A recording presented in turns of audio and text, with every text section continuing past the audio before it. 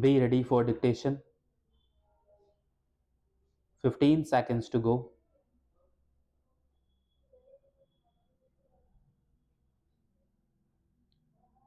5 seconds to go. Infrastructure development is the very backbone of any strategy aimed at achieving higher growth and large scale employment generation. However, an unfortunate impression gained ground after the first phase of liberalization that the government will have less and less to do with infrastructure development. As a result, a slowdown has taken place in investments in this vital area of the economy. My government will substantially increase investments in infrastructure development. Simultaneously, private sector investments will receive far greater policy and implementation support. The Minister for Power has just recently announced wide ranging initiatives on the power front.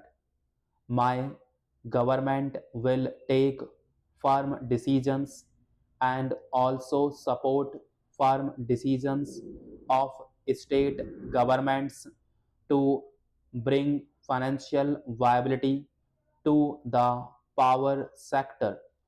The state electricity boards are bankrupt and need restructuring.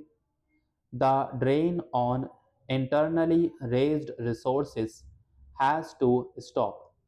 In this regard, the country should take note of the bold but painful steps the Andhra Pradesh Chief Minister has taken to guard and raise the viability of power generation and distribution in his state.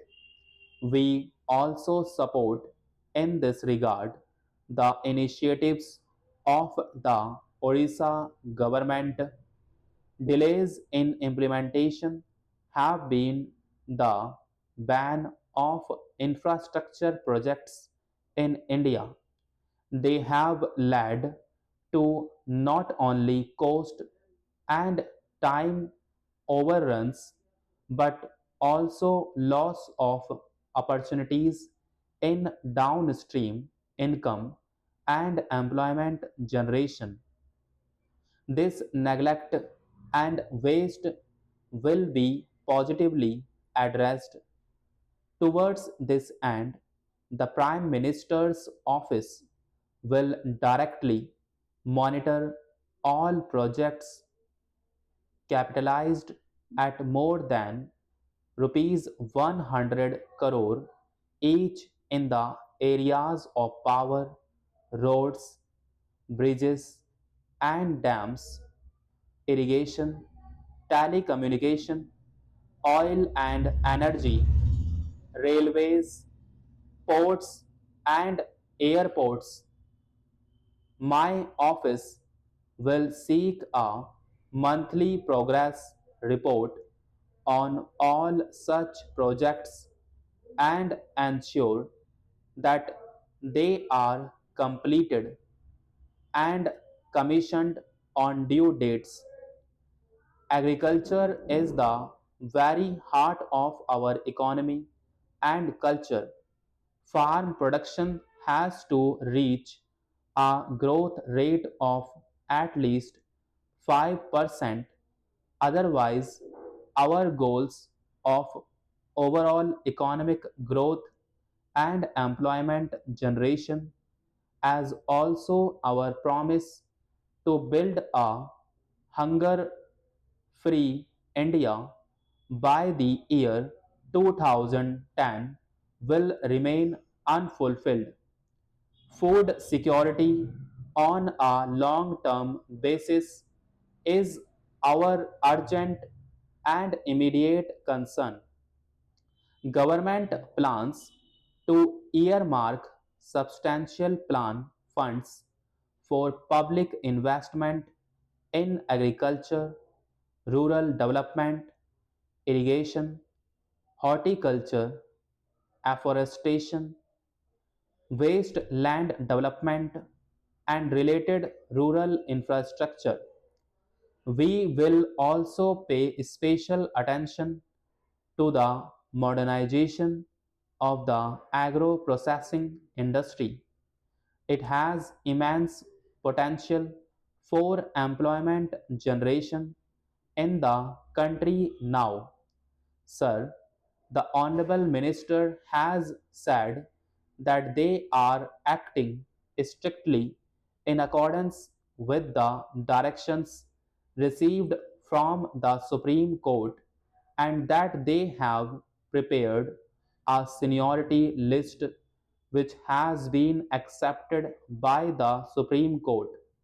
But this morning, somebody told me that the promotees are dissatisfied with the seniority list prepared by the Government of India and submitted to the Supreme Court, that they have again approached the Supreme Court with a review petition and that the review petition has been admitted. If a review petition has been admitted and if government were to receive orders and directions from the Supreme Court every now and then, I do not think, sir, that for another 10 years this matter is going to be settled.